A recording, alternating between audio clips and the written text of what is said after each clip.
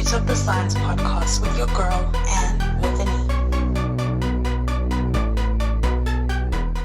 Hello, everyone, and welcome back to another episode of the Root of the Science podcast with your girl, Anne with an E.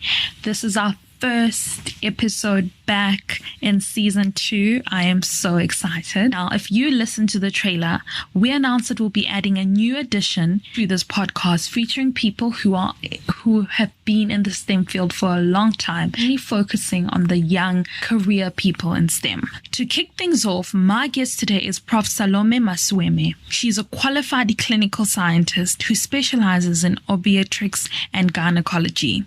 Currently, she's the head of global surgery at the University of Cape Town in South Africa. In this episode, we learned that as a child, Prof Salome grew up in an academic family, and she had a dream of attaining a PhD even after deciding a career in medicine. She certainly fulfilled this dream as she went on to get a master's and a PhD after qualifying as a clinician, and she talks us through this journey. Prof Salome's main research interest is in global health, particularly related to caesarean sections and placental causes of stillbirths. Tell us more about this work and why it is important, and some other projects that she's currently involved in. Furthermore, we discuss her time as a practising clinician, now as her role as a professor of global surgery at the University of Cape Town, where she teaches and supervises postgrad students. She tells us about this transition to the academic field from the working space.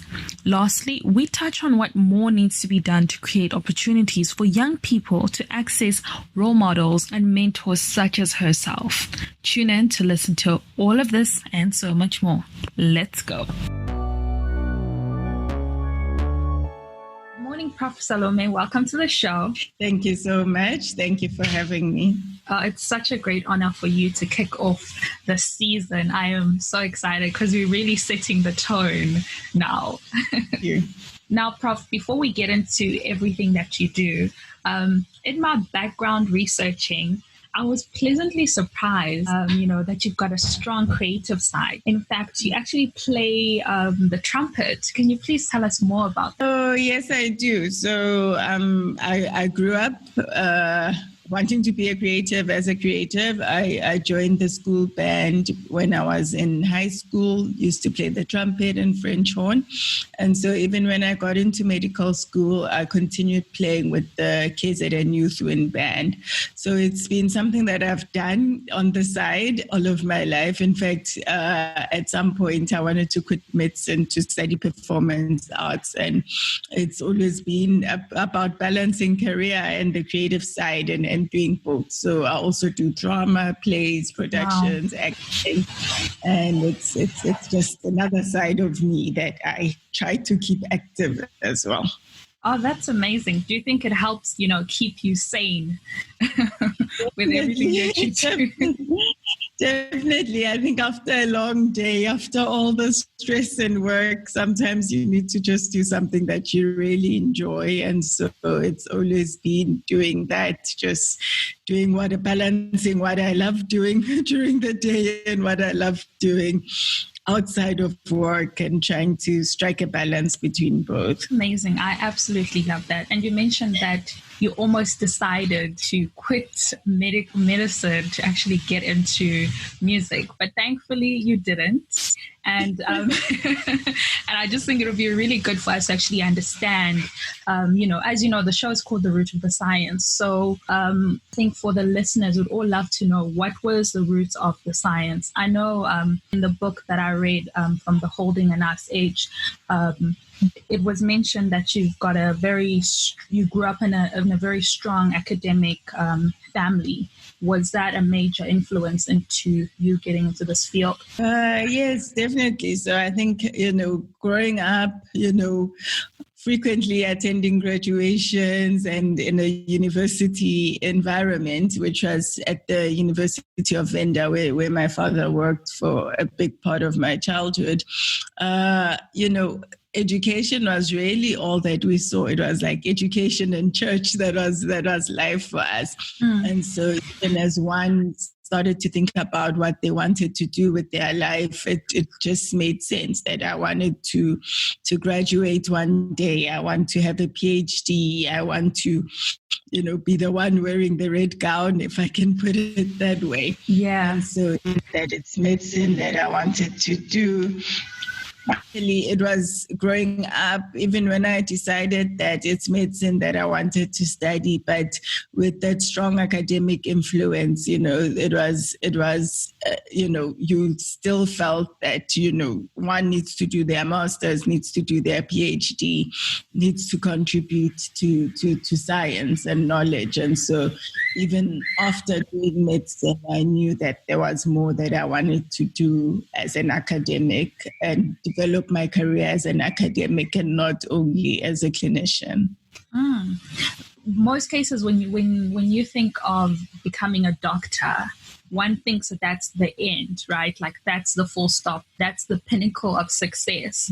So it's like, why? Because I can imagine medical school is hard on its own. And then for you to continue to go on further, what was the main reason? And I think, having understood from a young age that there are different degrees, there's your bachelor's, there's your master's, there's your doctorate.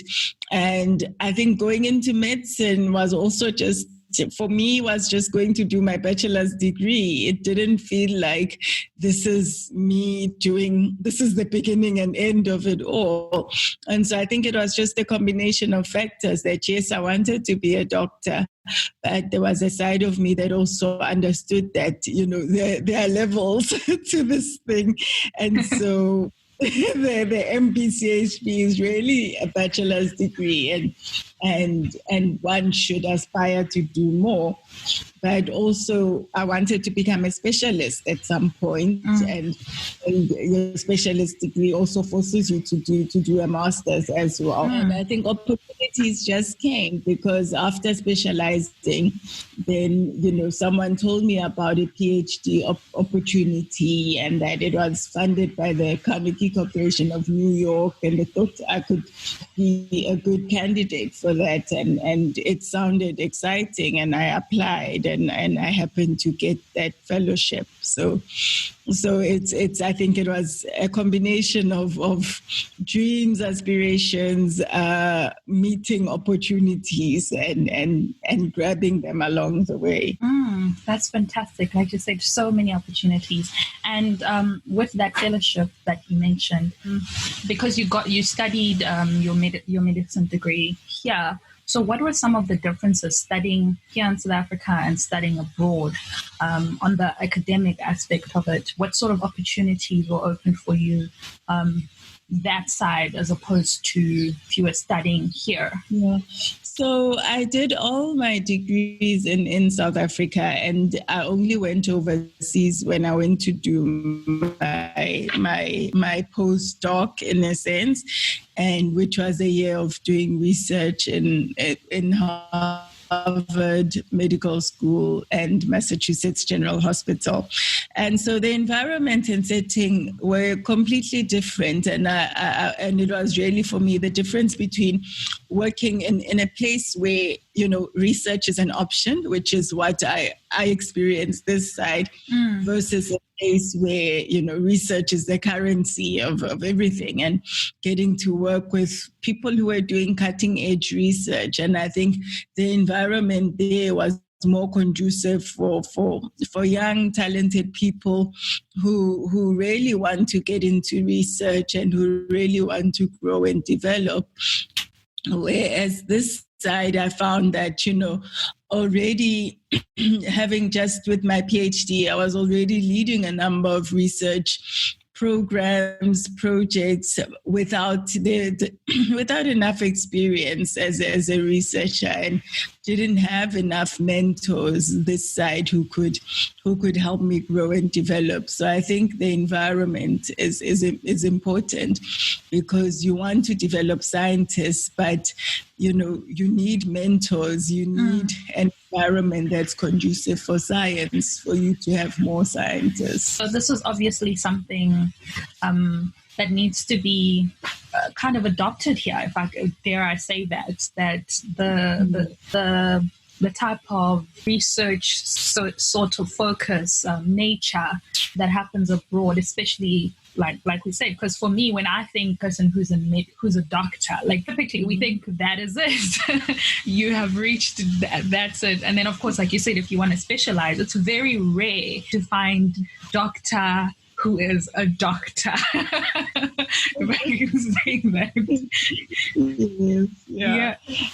Yeah, and so we call that a clinician scientist. Okay. Oh, I'm learning something new here.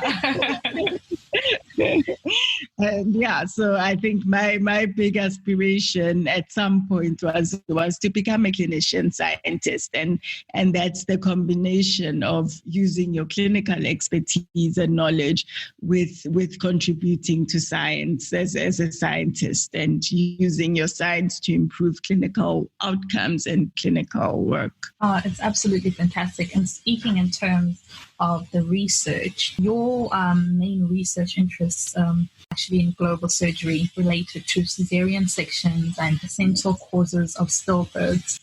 Can you please tell us more about this research and in terms of why it is so important and why you're so passionate about this research? Yeah, so my overarching theme is improving maternal and fetal outcomes, and that's improving pregnancy outcomes for women and babies that are born. And so I've looked at it from two different areas. The one is through caesarean sections and trying to understand why do women, particularly in Africa and low middle income countries, why do they die from caesarean section related complications? Because we realize that, much as caesarean section rates are very high in many parts of the world, but women in Africa don't always have access to caesarean section in some parts, and some women die from complications related to caesarean section. And so this is an area that I've been interested in for many years, and it ties up well with the work that I'm doing as head of global surgery at UCT, which is really looking at all surgical outcomes and trying to understand, trying to reduce complications and deaths related to surgery. But my other work is also on stillbirths and trying to understand what are the causes of stillbirths and what are the preventable causes. And this work, I've looked at it from an HIV perspective, comparing women who are HIV positive with HIV negative women to see if there are any differences in the outcomes that they have. Are they more susceptible to having stillbirths or not? And so this is work in progress, and this is work that we're doing and trying to understand in this field of maternal health. That's so interesting, and it's I love the duality. And in terms of that research, in particular, the last part that you spoke about the stillbirths, the HIV negative and positive correlations, is there some sort of correlation in terms of the research so far? So what we know so far is that women who are not on antiretroviral therapy will have worse outcomes. That's the first part. And so some of the questions that we have is, are there certain types of antiretroviral therapy that make some women more susceptible? So, and we are in the process of trying to answer these questions, but this is work that you do over many years. So we're trying to look at this and to understand. But the main emphasis of my work has been, a lot of the focus has been on preventing transmission from mother to child. And so it has really stopped at, let's prevent the child from becoming HIV positive, and that has worked really well. But now we do find that, but what the other question is the child who is HIV negative, who has an HIV positive mother, completely free? Do they not have other things like being having a low birth weight or being born prematurely, So it's just trying to ask more questions in an area that has not been fully explored and trying to understand that. And of course, now with COVID, I'm also involved in the COVID in pregnancy study, in the national study, and again, trying to look at infections, at an infection and the impact of the infection on the pregnancy, the mother, and on the baby. So these are interesting studies that we're doing. It sounds interesting. And I'm sure all of these questions were raised, you picked up when you were practicing before you fully went into academic research, right? Yeah, so I think it was, the curiosity. I think a scientist needs to be a curious person. And so a lot of the time as I was practicing as a clinician, I would have my own question marks but is this the only way that you can do this? And I think it's that curiosity that led to moving into a research career to say, let's find other ways and let's start asking more questions and not only be, practicing what other people have discovered, but maybe we can be part of making new discoveries as well. Definitely. And Prof, for the people who don't know, how long did you practice before you ventured into the roots of the research aspect? Did you go directly into it, or was it something where you practiced for a while and then you decided, okay, I have more questions, I want answers? So I qualified as a doctor at the end of 2005. So I've worked as a doctor since 2006. I specialized from 2009 up to 2013, and after that, I took a 2-year break from my clinical work. That's when I did my PhD. Went back to work as a specialist from 2016 up until 2018, and that's when I moved overseas for a year. And last year, then came back as head of global surgery at UCT, and so broadening my expertise. So, as in medicine, it's not always as straightforward as, stopping your clinical work. A lot of clinicians work as clinicians and also work as academics and researchers. And so you almost have to juggle the teaching and the research. It was really from 2013 that I started actively getting involved in the research. And so, as I've described, I've had times in my life where I've taken a pause from clinical work and focus on the research. And I've had times where I've juggled both and done both at the same time. So it's constantly evolving depending on what my priorities are at that time. Would you happen to say you have a favorite in terms of which you prefer? Which you prefer?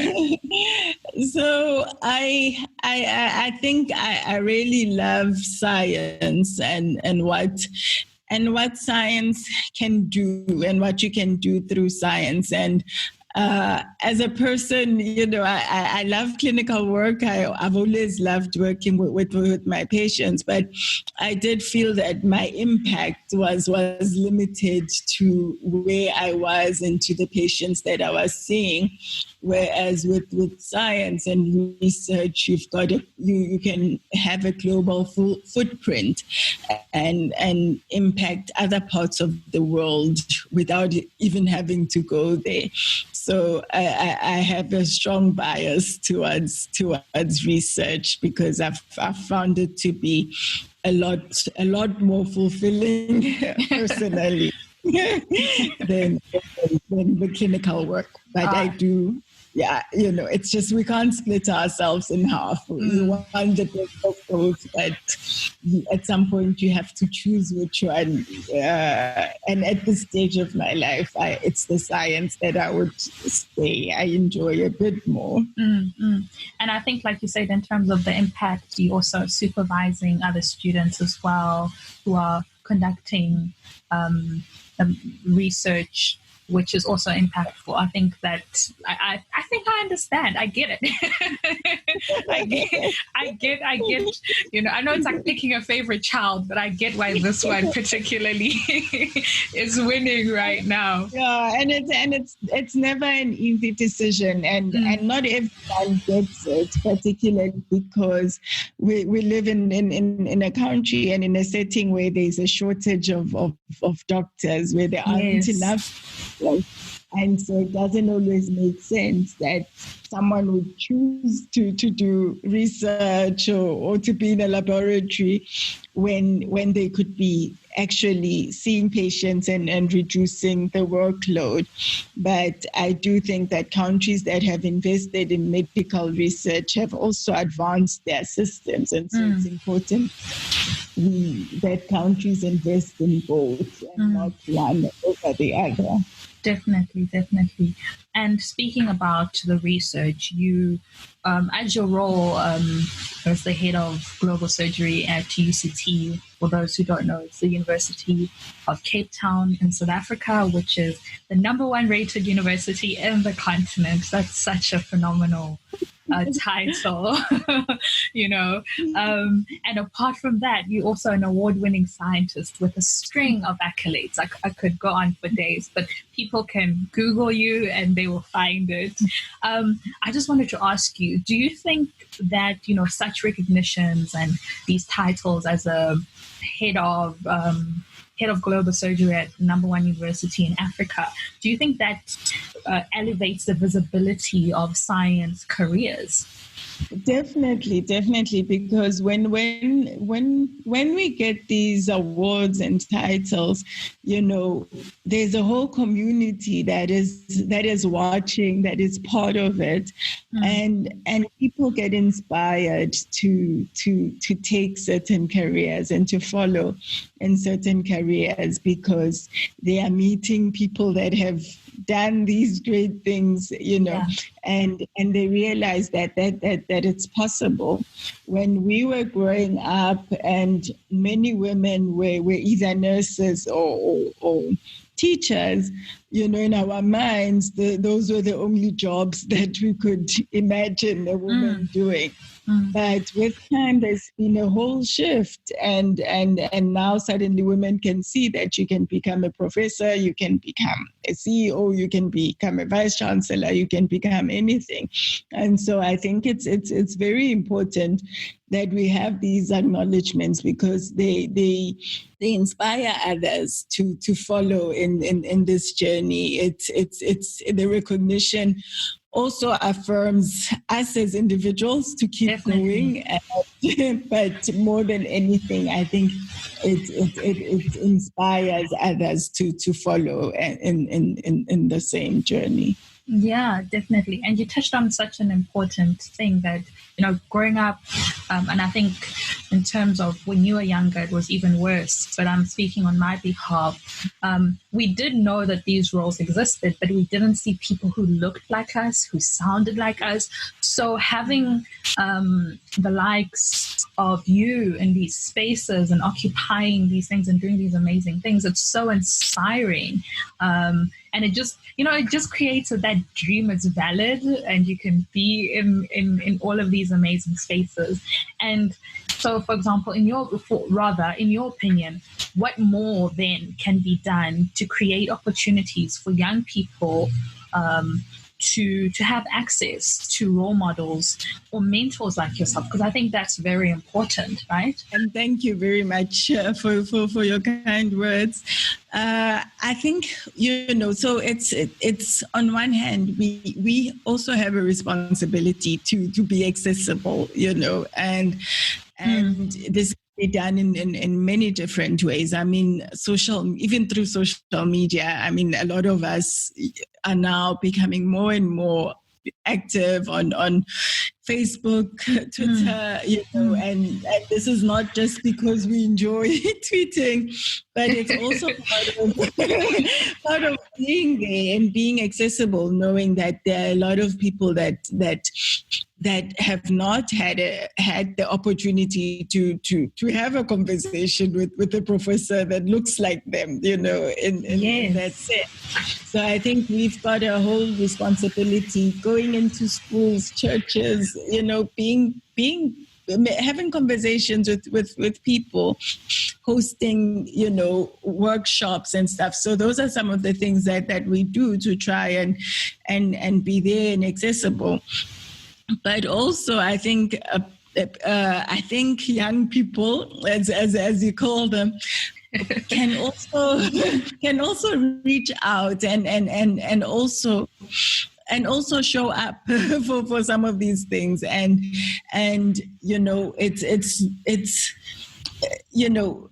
we can create platforms for accessibility. We can create platforms for mentorship, but it also requires that people also raise their hands and volunteer and show up and be there. And so it's the whole thing about grabbing opportunities as they come. My mentors, I had to look for them. I had to ask them to mentor me. I had to find them, Google them, all of that. And I think it's also, saying to the next generation that let's not be afraid of finding people that we admire, that we like, and not being afraid of saying, please help me, or please mentor me, or please walk in with me, Yes. And those of us who are genuinely interested in participating and being part of mentoring, and we'll do it. Not everyone warms up to things like this, to development, etc. But some of us enjoy it, and we do it when we are able to. Definitely. Just to attest to you being available and you being on social media, I sent you a DM, so don't be afraid to DM these big names. And, my philosophy is that I always say that the worst that somebody can say is no, which is very rarely, or like not now, So I can attest to that you're a prime example of being there and being available and agreeing to even come to such platforms. So, and there are many who, like you said, many people are actually becoming very accessible on Twitter or on Facebook. And I also think it's important what you said, that these opportunities sometimes are created and people don't show up. So then it makes you a bit apprehensive as a mentor to be like, do I really want to do this again? When the last time it didn't work out. So I think it's important. I think it takes both people for this to make it work. I think it takes two to tango, like they said. And also, just the other reason I'm saying that is because sometimes with our cultural backgrounds, where you've been taught don't talk to older people, wait for them to come to and we take some of these things into varsity, into the work field, where we are looking for people who are assertive, for people who are going to put themselves forward, and we do find, or I do find, that people who've got a cultural background where they've been expected to be in the background will still want to be in the background even when we want them to shine. And so it's important that when I'm saying that people should raise their hands, it's also breaking those barriers and breaking the mindset that says, you need to speak when you've been asked to. Things are changing, and it's those who are forthcoming and go-getters that will get the things that are there and available. And so we need to move with the times, if I may say. And Prof, if somebody is interested, is listening to this and is quite interested and wants to reach out to you, how can they get hold of you, rather? So I mean, I've my social media pages. You can inbox me. Mm-hmm. I'm available, and if my work email is the one, you can also write to me on my work email, which is salome.maswime@uct.ac.za. So that's, if it's really important, usually then urgent and important work email, but usually, I'm really flexible with getting a DM in my social media, and I'll respond when I get a chance. So. Yeah, I mean, that's huge. You just have, like, whoever's listening to this, somebody, the head of global surgery just gave you her email address. That's saying something. That's saying something about just in terms of how receptive you are to be willing and able to assist. And just in closing off in this wonderful conversation that I've had with you, what sort of last words, golden nuggets would you have for somebody who perhaps has listened to your story and also listened in terms of your transition from practicing to full-blown research to being the head of global surgery? What advice would you give to them if they want to be where you are right now? So my advice is it's generally standard, because I acknowledge that this is my story, and getting there took me looking inwardly to finding, what do I believe my calling is, or what do I believe I'm meant to do? And so my advice to people is always just find what your contribution is meant to be. Find what you're meant to do, and do that. I think more people need validation to do what they wanted to do anyway, than to try and say to them, become a scientist like me. And so my encouragement is just, people should not be afraid of following their dreams, their passions, but it also takes a bit of time to introspect and having honest conversations with yourself, and figuring out how you want to change your community, the country, the continent, the world, and being true to yourself, and following your passion and your dreams and making them real. I absolutely love that. I think there's so many ways that people want to copycat somebody's journey, and you can't really, because like you said, we're all different, and I also believe that we all have that thing that deep down, like when you sleep at night, it kind of haunts you, like, this is something that I should do. And I think lucky are those who are able to find it and quickly. But I think if you haven't, try by all means. I mean, it's not always easy. It's easier said than done, but I think if you can, it'll be really good. It'll be really good. And thank you so much, Prof. Oh my word, it was a pleasure having you as my first guest in this new chapter of the podcast. I am so excited, and I can't wait for everybody else to hear this. So much. Thank you. I was delighted to get your invitation, and it's been an absolute pleasure spending time with you. And for everybody else who's listening, thank you so much for tuning in to another episode of the Root of the Science podcast with your girl, and with an E. Until next time, goodbye.